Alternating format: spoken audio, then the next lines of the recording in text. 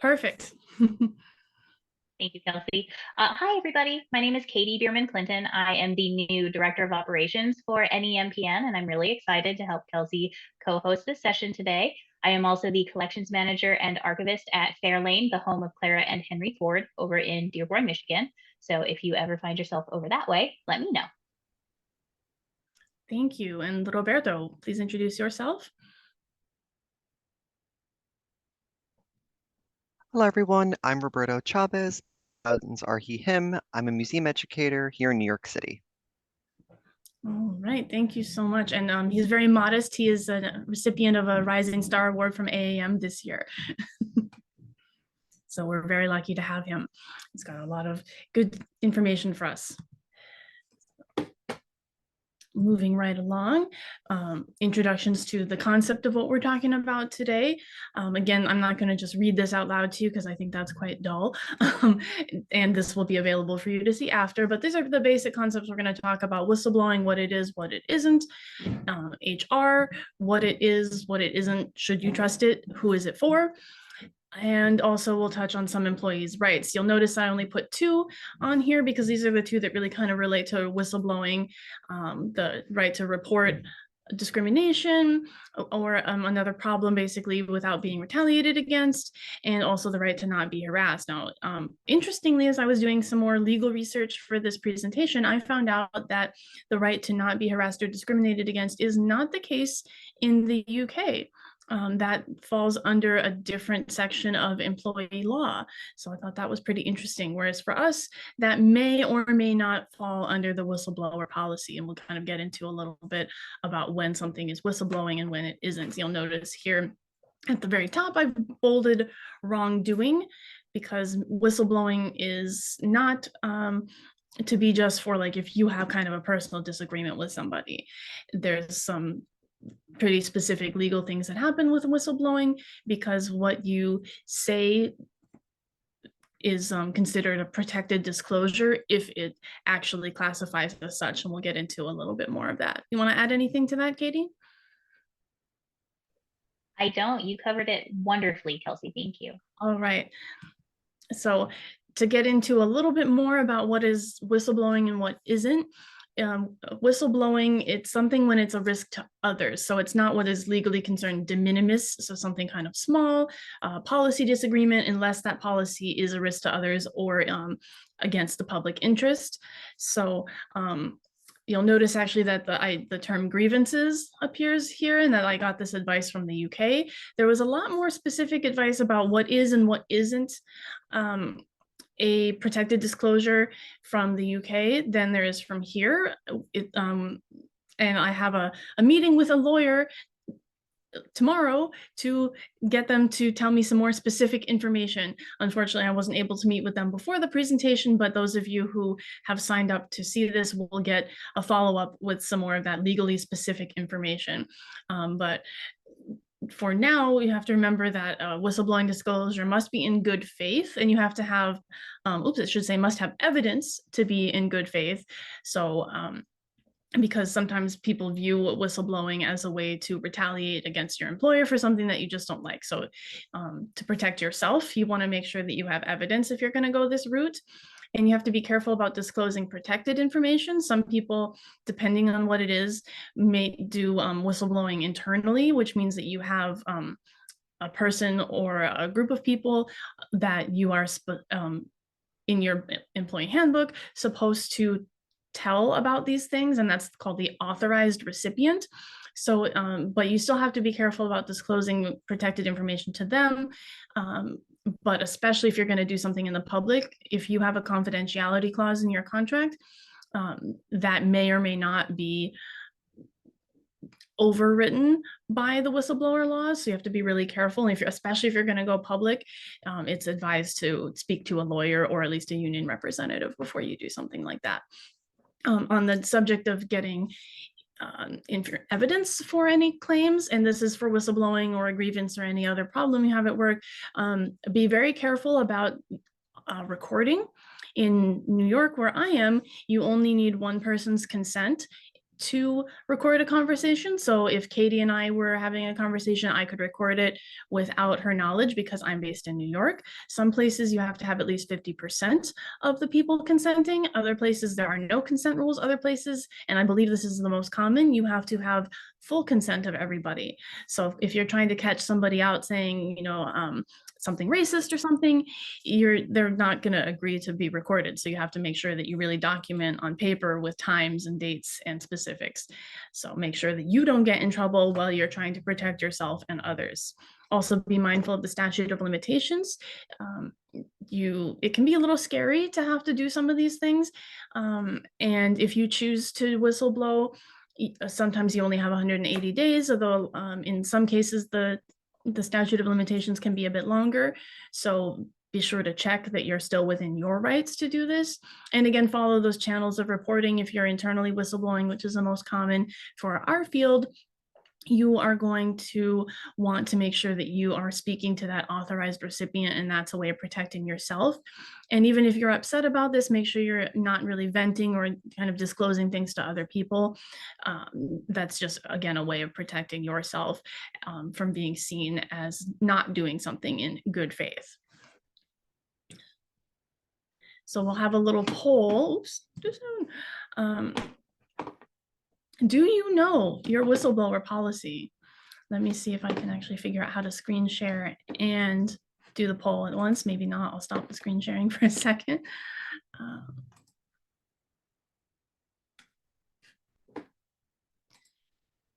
Let's see. I set this up yesterday. There we go. Oh no, because Michelle had logged in, even though she's logged out now, I'm no longer able to activate the poll. But the poll is, have you read your employer's whistleblower policy? So please either write in the chat or do the little thumbs up emoji if you have read it, thumbs down if you have not, and maybe some other reaction of how you feel if you're going, well, what whistleblower policy? Yeah, it is not mandatory that you have them in New York State. As of a few years ago, there is a law that nonprofits must have a whistleblower policy and that it must be shared and disseminated with employees. That is not the case for every state, and we have a list in the resources where you can look up whistleblower laws on a state-by-state basis. So though those are not necessarily comprehensive of just nonprofit, it's more in general. So then you'll want to get more specific. But if there's an in general one, there's probably a nonprofit one, but not always the case. Certainly the other way around is true. So I see a lot of people have read, a lot of people are like, oh, I don't know. So it seems like most people who have one have read it, which is great. Make sure that you do. And if you don't have one and you think it's necessary or it's actually legally mandated by your state, especially if you're in a union or if you have a trusted supervisor, that might be something that you want to talk about. I don't know if you want to add in anything here, Katey, because you had a government job that you said had very clearly delineated policies, which for those of us in smaller organizations is not the case. Yeah, I can definitely go into that, but really quickly, I have my current employer's whistleblower policy up that I can read to everybody just to give you an example of what one sounds like if we wanted to do that. Sounds great.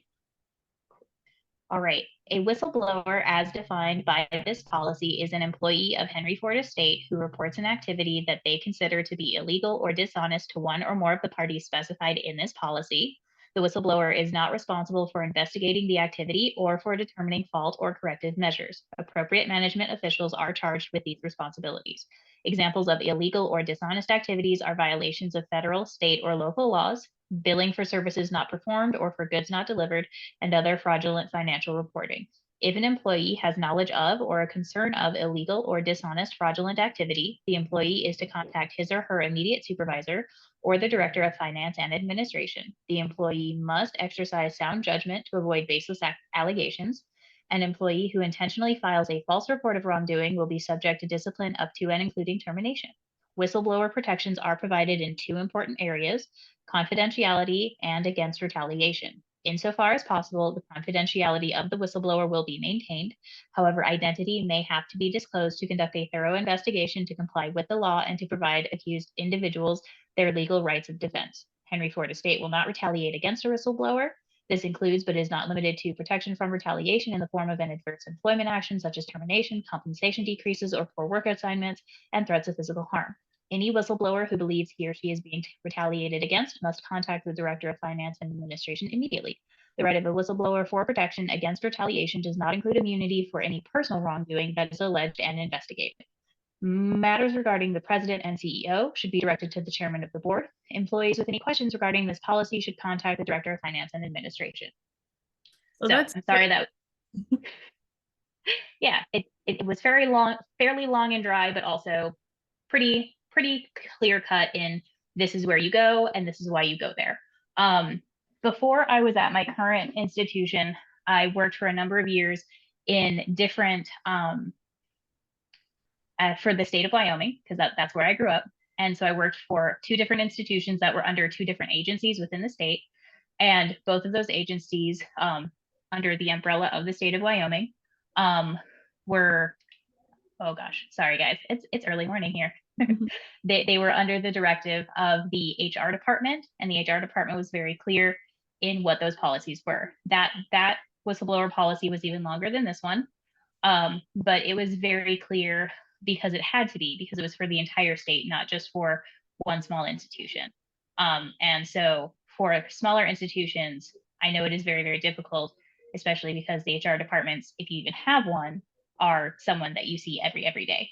So it is easier to be a whistleblower in a larger institution that has the bandwidth to have a whistleblower policy already figured out and have someone who is removed from seeing you every day. But in the case of smaller institutions, yeah, that's where it's difficult, and we can talk about that more in a little bit.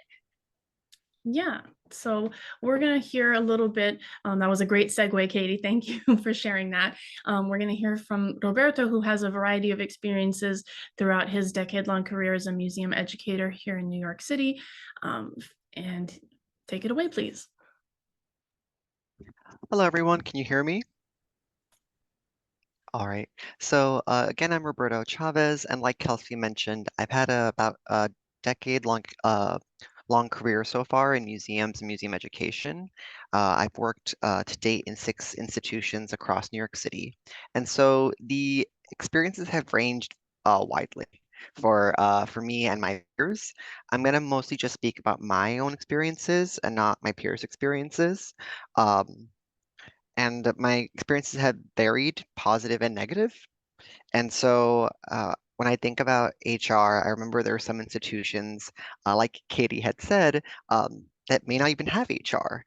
And even medium-sized museums that have not had those, or even with employees of 50 or more, not having an HR manager or HR coordinator can really impact an institution, and questions from part-time staff members or museum educators. I know in some places it's been a running gag of like, oh, LOL, what HR?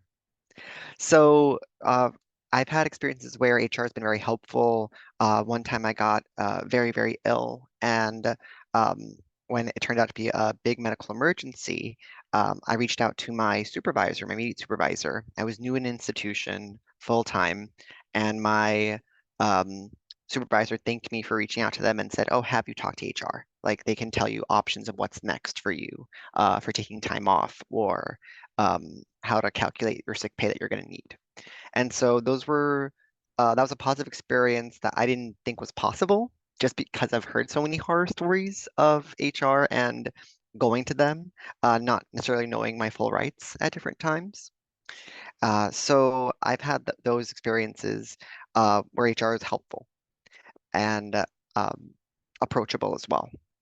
But I've also, at some institutions and sometimes the same places, had times where I've gone and I think it made the situation much worse. And so I can share 2 in particular that were a bit troubling for me. One time I was, as a museum educator, conducting interviews for a full-time museum educator position. And so it was me and an immediate supervisor, and it was just us on Zoom.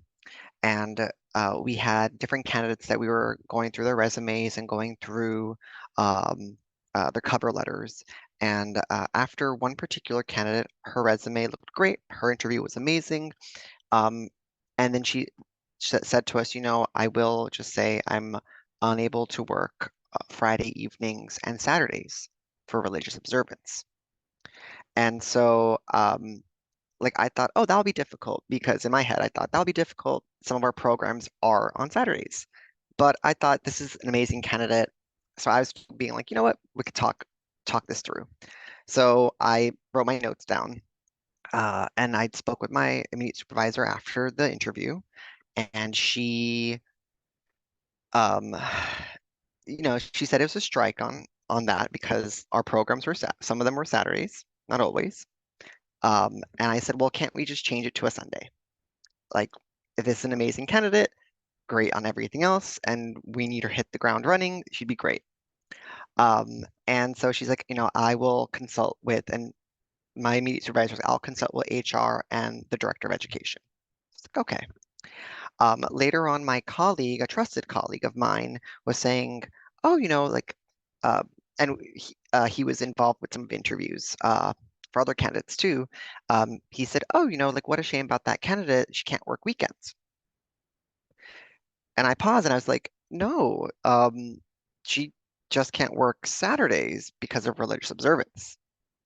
And I found out that it seemed like my boss had withheld that information from my peer, my trusted peer. And I immediately was thinking to myself, what information has she withheld from HR? Or what information did she withheld from director of education? And because she was my immediate supervisor and because she and I were the only ones in the Zoom room for that, it would be my word versus hers. And so she ended up pushing for another candidate. And when I couldn't go to, for instance, HR, or I couldn't go to um, director of education in time, I felt like I was in an awful position because we lost that candidate and a candidate was picked. And so I wish I had gone to HR right away about that, being like, this is what I heard. I just want to confirm if this is what was communicated to you. So I wish I went to HR right away because I was in that room and I had an obligation that I was worried about discrimination was happening. So I wish I documented more. I wish I went and I reported this, and I didn't. And so that was one experience that really was bothersome for me. And then another experience was I had a boss who, uh, you know, we were looking for candidates, and this boss passed me a stack of resumes and said, these are all the no's. Check what they have in common. And as I was reading them, I'm noticing that they're all men's names. And I was like, and I immediately was like, stop, stop, stop. Don't do this. Give me plausible deniability. Don't do this. And I looked through them and I was horrified that it was just clearly like my boss did not want any more men on the team. And it had confirmed to me a suspicion I had about that boss who uh, didn't want me and didn't want more men. And so I had reported that later in an HR meeting. This was new HR representative. I went to HR and to the head of our department. And I was like, hi, I want to share, I'm noticing a pattern with my boss, a pattern where my boss says no to me a lot, but says yes to my peer, often about the same ideas. So I said, I'm seeing a pattern develop and I want to share what I'm seeing. And I'd love advice of how to address this productively. This HR representative was listening to me, but came off very cold. And I thought I had enough documentation. In my experience, I thought I had enough documentation, but after the HR representative did an investigation, had talked to my boss about, this is what Roberto's claiming. Roberto says that you gave him a stack of resumes that were all men's resumes, and you were saying these are the no piles. And then my boss had said no, like they didn't have the right STEM qualifications. And what happened to me was it was my word versus my manager's word, my word versus my boss's word. I'm wasn't a supervisor. I wasn't managing a program or people. So I felt even though I was um, with protections in a workplace, I still very much was um, not taken seriously in that matter. And uh, the words that the HR rep said, oh no, this was because these backgrounds were not aligning. Like the education background was not aligning. And in that moment, I thought I should have taken pictures of this stack of resumes that were all no's. Um, so when I'm hearing about Katey and Kelsey mentioning about documentation, I unfortunately have learned that the hard way of needing to document comments by supervisors or even by peers that are troubling. And so, and this isn't to paint HR with a full brush. I've had also like HR reps who have worked tirelessly to make sure that there is positive and healthier work environment. But those situations where you may not have enough documentation or just not support are very troubling and are eye-opening as an employee. So I hope none of you have to experience what I experienced. But I'm happy to share this, especially on Museum Workers Advocacy Day, because we have to advocate not just for ourselves, but for others to make sure that the field is equitable and can be sustainable. So thank you for your time. Um, and thank you for giving me space as well. Thank you so much, Roberto, for being willing to share your story. And since I know you, I was there with you for some of that. And I think it's very instructive of how sometimes people avoid HR because they've heard nightmares. And then when HR is helpful, they sometimes go to them for things that then HR is not helpful for. So bottom line is HR is really there for the company and not for you. And it's, I think so many museum people were in it because we want to create a wonderful museum for our visitors, for our fellow workers. And it's a shame sometimes when companies and upper management policies don't really align with that vision. So thank you for sharing your story. I think that's very educational and I think we've got these takeaways of like when you should advocate for yourself, when you should advocate for others, and then when to talk to HR, and then maybe when to talk to somebody else. So thank you so much. Katey, did you have some story to add for this? I believe you did. Yeah, I've got two for the same institution. It's not one of the ones that's under the state umbrella, which is why I have the very good dichotomy understanding. I am no longer with this institution, but when I first hired on, I was hired on as a part-time front desk worker because it was the middle of the pandemic and it was the only job they were hiring, and we had just moved to a brand new place. So I was like, I need a job. Yes, I will take this. I don't want it, but we'll go. And then we had started to get a little bit more established, and I started like, I really want to put roots down here. I want to become part of the community. So I joined a community band. And one Sunday, I told the HR person who was in there for an event, hey, I'm going to need to change my availability because I'm doing this and the performances are on Sundays. So I'm not going to be able to work every Sunday going forward, which no one really wants to work every Sunday going forward anyway. And she got very irate with me, which, okay, I should have sent an email. I should have scheduled a meeting. I shouldn't have just said it in passing. Yes. The next day, she pulled my supervisor and I into an empty office and proceeded to scream at me for 20 minutes. My supervisor didn't really do anything because it was that HR person had been there longer than he had and had created a very toxic environment where she could do basically whatever she wanted and there would be no repercussions. So I had to sit there and get screamed at for 20 minutes. About a year and a half later, she is, or maybe a year, she is let go because she finally butts heads with one other person who had been there longer than her, who was deemed more important to the company. So she was let go. And we hired on a new person who did a very good job of being I'm much nicer than the old one. I don't have any of the old problems that she did. We're all getting a brand new slate.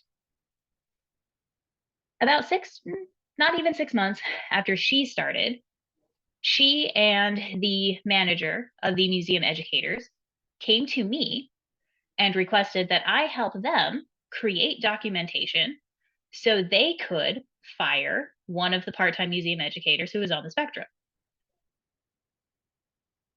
I can neither confirm nor deny that the reason that individual was targeted for firing is because he was on the spectrum or just because they found him difficult to manage.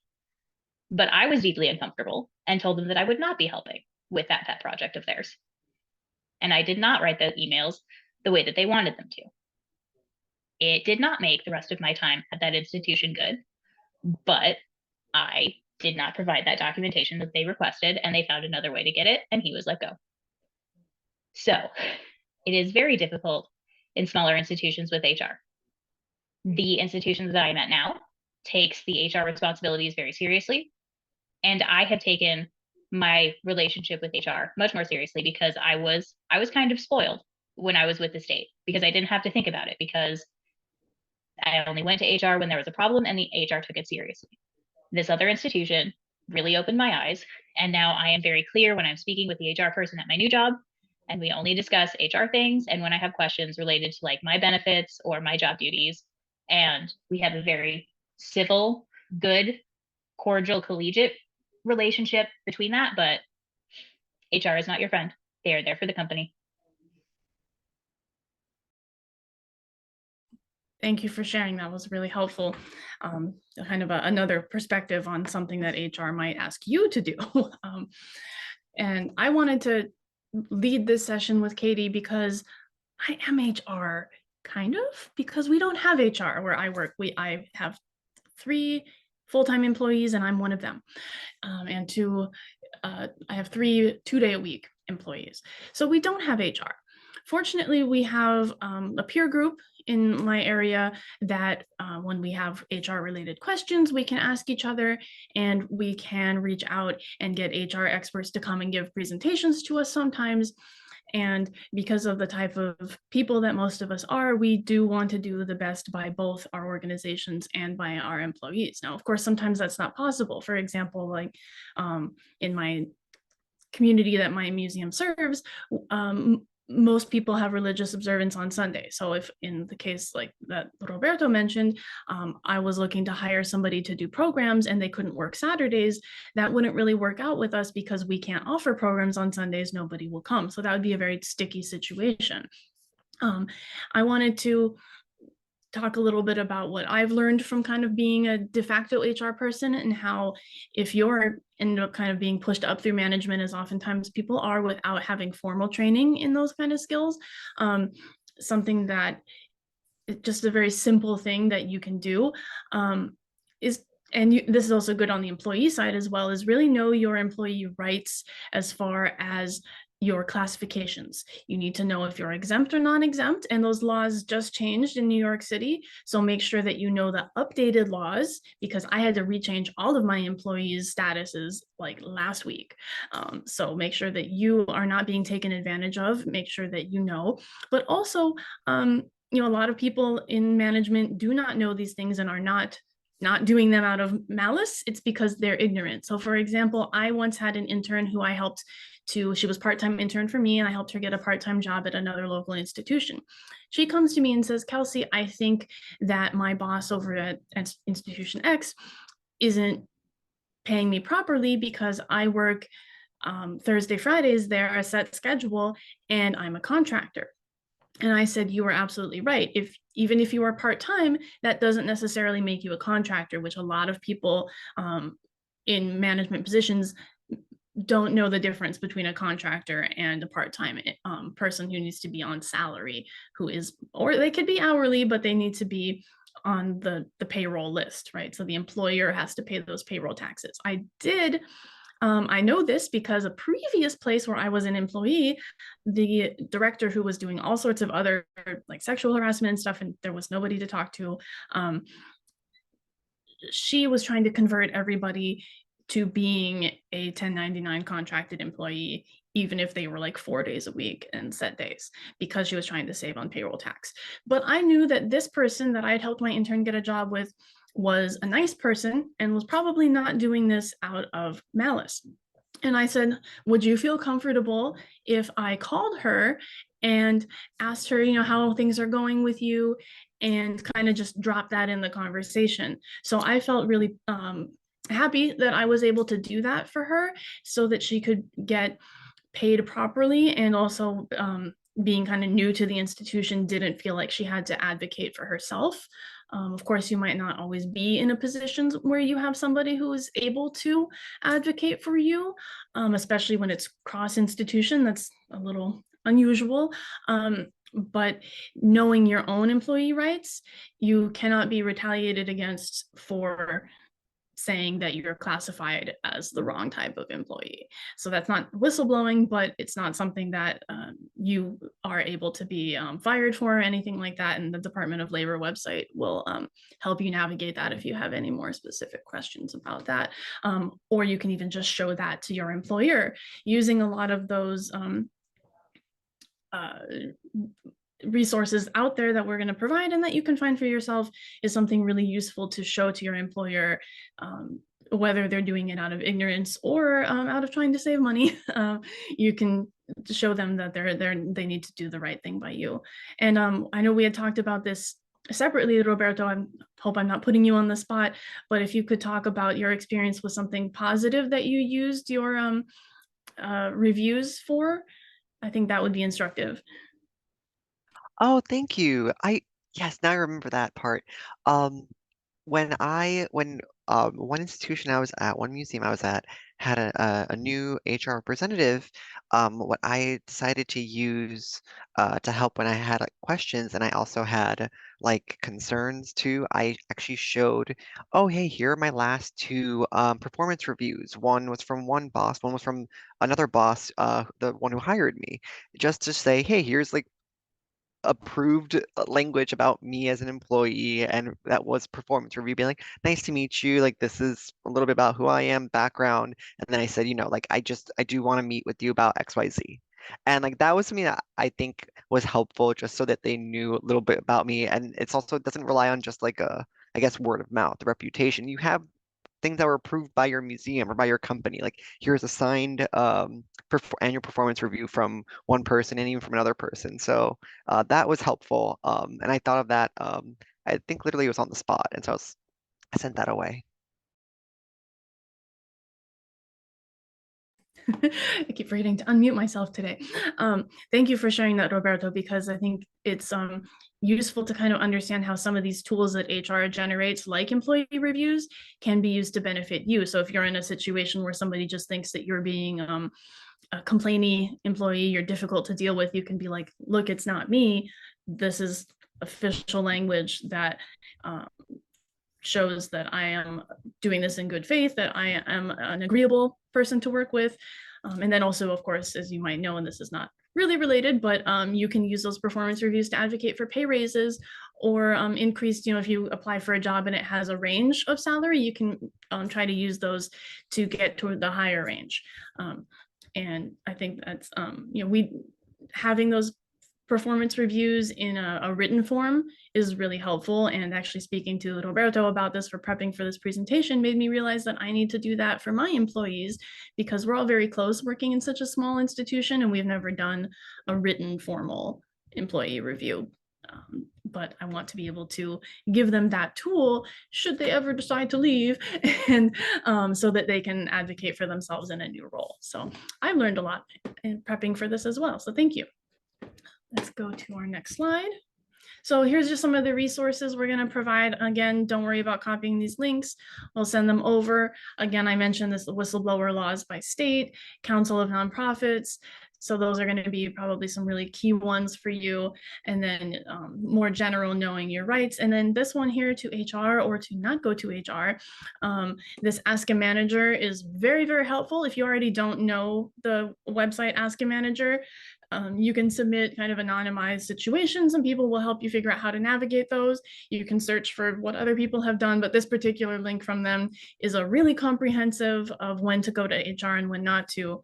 And then the next one from Bryant Stratton EDU, when is the right time to go to HR for help, really breaks down in a very clear, easy way what kind of documentation you might want to bring. Should you go to HR? Should you just go to your supervisor? Should you go to your supervisor, that kind of stuff. So I really wanted to be able to provide those for you because there's a lot of resources out there, and the ones that are kind of the easiest to navigate are sometimes lost in the jumble. So we'll get that. We're actually doing really great on time, so we can go into the Q&A, which I was worried we wouldn't have time for. And if anybody also has stories from their own experience, either just to vent or because their experience might be something that we can learn from, feel free to share that as well, because we still have actually plenty of time. So I'm going to stop screen sharing so that I can better see if anybody's raising their hand. And also, Katey, you can help me answer these questions too, manage the chat. So anybody have any questions or anything they'd like to share? Anything you wish that we covered that we can maybe provide for you in the resources? I have one nice recent HR story that I can share because upon reflection, my stories were not fun. They discriminated against me in the hiring process because they hired somebody after me who is of a different gender, and they required me to submit to medical tests, including a drug test and a physical, and they did not require him to do the same. And so my question is, how do I pursue that legally when technically the information of whether or not my coworker took the test is protected? The only reason I know it is because he told me himself. Again, I'm not a lawyer, so I can't give you legal advice per se, and even if I was, I could only give you legal information, not advice. But it is not, to my understanding, a violation to know whether somebody took a medical test for an employer verification, because you do have the right to not be discriminated against based on medical conditions. And it's not like he told you the results of his test, so that's not protected by HIPAA or anything like that. So you should be okay to discuss that internally with HR, but just kind of be a little sensitive about it. It's something also like it's not illegal to discuss pay, but definitely that was something that I was reprimanded for at a previous job. And it was not actually okay for her to do that, and it was illegal for her to do that. So you can kind of be sensitive about things even where you have your rights, but and think about who you're talking to as well. And maybe actually, if I were you, I would discuss with that person, if you have a decent relationship with him, how he if he feels comfortable with you. And even if he doesn't feel comfortable, you're still within your rights, but it might just be courteous, since if you have to work with this person. I hope that was helpful. If Katey, if you wanted to add anything to that. If you're not comfortable going to your HR department, I would see about maybe going to your supervisor if your supervisor is not HR, or maybe going to the board. I think the board, being the end all be all, might be you're going to get somewhere with that. I just do not know if that's going to kind of be frowned upon in the nicest way possible to say that. Yeah, my organization's whistleblower policy is that there's two people on the board, a man and a woman, in case it's something that you feel more comfortable speaking to somebody of a specific sex about. But yeah, I think that's great advice. So I hope that was helpful, KDB. Yeah, that was. It's mostly just it's like information that I feel like is protected. Like I'm not supposed to know if he was taking tests or not. And so I'm like, I'm not supposed to know this. So am I allowed to say something about it? But yeah, that was really helpful. So that gives me something to jump off from. Thank you. Great. Yeah, the hiring process should be equitable. So you're definitely within your rights to be concerned about that and to address that. Katey Bierman-Clinton, I think you were going to say like a positive experience you recently had with HR. Yeah. So the HR person at my work is doing these like touch base meetings with everybody because there's been a lot of growth. So he just wants to touch base with everybody and get ideas for like different benefits for different people. And I went in and I suggested something else. But while we were talking, I mentioned that my husband is in the National Guard. And he was like, oh, that's a really great idea. I should look at maybe asking the board if we could have additional personal days specifically for and around deployment.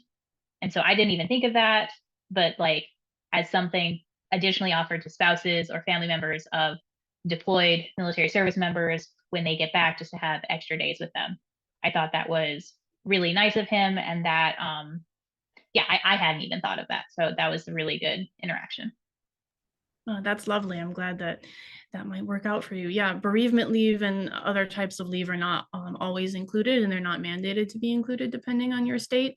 So that's great when employers want to work with people, because as a executive director of a museum, the most valuable thing that we have is the people working for us. They're, you know, if you can retain good people and make them happy, you're going to be able to serve your community. You're going to be able to fulfill your mission. So when I see larger organizations doing things that benefit the very tippy top and not everybody, especially the front facing people who deal with the people that they're supposed to be serving, it just really puzzles me. Like, why are you in the, why, go to the private sector, go away. Does anybody else have any questions or experiences, comments? We have about 10 minutes left, so if not, we can give you some. Oh, yeah, sure, Roberto. Just to echo what you were saying about bereavement, that's so important, just seeing what the policies are. And it really does show you like what the difference museum to museum, uh, immediate supervisor to immediate supervisor or managers. I've unfortunately had loved ones who've passed away in these past few years, and having had like for instance HR and also managers or supervisors who were like receptive to like, hey, we're here for you, this is what's going on, and I remember that, like those moments, those positive moments, so much more than you know the blasé, because it's so important. Exactly, like your staff is what makes your museum run. So I look back on like some of my jobs where, oh yeah, there's the HR folks who they included us, like even part-time people, in staff profiles to help when everyone's work from home and we were really upset. And so those moments of levity, but also those moments where you need that support, even if, let's say, it varies depending on if you're part-time or full-time, but that outreach is so important, showing that you care about your staff. I remember those interactions uh, so much, and they mean so much more as, you know, and get older. And so yeah, thank you for saying that, because that is true. Know the policies and you'll see their reactions there. Yeah, definitely. And actually, that reminded me of something that I wish I had shared before a few people had to jump off. But so I had mentioned that recently the New York City law about when somebody is classified as exempt and non-exempt has changed. So just as a, in case you're not sure, because it's not always clear, when you are exempt, that means that your organization does not have to pay you overtime if you work more than 35 or 40, depending on your contract, hours of work a week. If you are at a certain salary level, you are classified, so there, you can be classified as exempt or not exempt based on your salary level and the type of work that you do. Oftentimes the type of work that you do is supervisory in nature. It involves not just enacting policies, but actually creating policies. A lot of it is like kind of middle to upper management, white collar labor tends to be the exempt category. Non-exempt means that you have to be paid overtime if you're working more than your number of hours. I don't know why anybody would want to be an exempt employee. I try very hard as a supervisor to not make anybody work those extra type of hours. On occasion, we'll have where people have to work just a handful of extra hours because we have a program in the evening that runs long, but they couldn't take off time that morning because we're teaching children, something like that. And what we've done in the past is give them comp time. I bet a lot of people who work in museums have received comp time. Technically, comp time is not legal. Now, I had to reclassify all of my full-time employees as non-exempt very recently because they changed the salary threshold. As much as I would love to pay them that salary threshold, the money is not there. And I'm sure that by the time I'm able to raise enough money to pay them to that salary threshold, it'll be raised again. So I'm trying my best here, people. But what is interesting that I learned from this experience is that now we have to track our time very specifically so that people are not working more than their contractual number of hours within a week as defined by a 7-day period. You, as the employer, get to define that week, and it can be different for people who, like myself, generally work Monday through Friday, and for some of my employees who work Tuesday through Saturday. What is important here is that because we have to track these hours now within our payroll provider, I can't give comp time. Now, when you work at like a modest salary, you probably would rather, and because I've talked to all of my employees, and this is also how I feel, I would much rather be able to have comp time and use it to add on to vacation days than to be forced to randomly take like a Friday off because I've already worked my hours Monday through Thursday. So it's unfortunate that the law doesn't really allow us to do these kinds of things, and I'm trying to figure out a legal way to work around that, because I think it's important part of quality of life to be able to choose when you use your time off. But it's to prevent employer abuse. So it is an important law, and it's there to protect us. And what I learned also that's very, very important, that is relevant for everybody, even if you're not in a supervisory position, is, so I have kind of in our employee handbook, it's a little outdated. We're working to redo it, but we need with a lawyer. And it has a specific number of sick days that is the minimum number allowed by New York state law. Like, right, all of your states will tell you how many sick hours you accrue per hours worked. Same with time off. Even part-time people, if they are personnel, if they are on salary, accrue days off and accrue sick days. So if you're in one of these situations, don't think that just because you only maybe work 2 days a week, you don't have those kind of rights if you are a W-2 employee. But we have a verbal policy that we have unlimited sick days, because I don't want your germs. None of us want your germs. We want you to get better, and we want you to enjoy working and not come to work while you're dying. However, I learned from my payroll provider when I mentioned that to them, because I said, I don't like the minimum policy, you can't choose how long you're sick for. They said it's bad practice to have unlimited sick days. You can have unlimited personal days. But, and this is what Katey B in the pink shirt was, and we got a couple Katey Bs, was kind of talking about before with medically sensitive information that might be subject to HIPAA. So for example, if I had an employee who is new perhaps and isn't somebody that I would trust with my life, like my current employees, maybe they're taking advantage of these sick days. And I'm like, bro, why are you out for 2 months? Like, are you super sick? Is this an FMLA situation where I need to put you under the federal law for extended medical leave so that you get some pay, but also, and your job comes back, but I can hire somebody else in the meantime? I'm not actually allowed to ask that. So if you have unlimited sick days, you cannot actually ask, although in, some laws will say after a certain time a doctor's note is necessary, but you can't ask why somebody's taking the day off if they tell you they're using a sick day. So if you want to have extra days off, or if you're given extra days off, definitely, if you don't want to be questioned by your supervisor, say you're using a sick day. if you are a supervisor or you're in charge of making these policies, give people personal days, because that's a way also of protecting your organization, because it is a balance. That what HR is there for. It's a balance of protecting the employees and protecting the company or the organization in our case. And there is a way to do right by everybody. So just make sure that you know your local laws.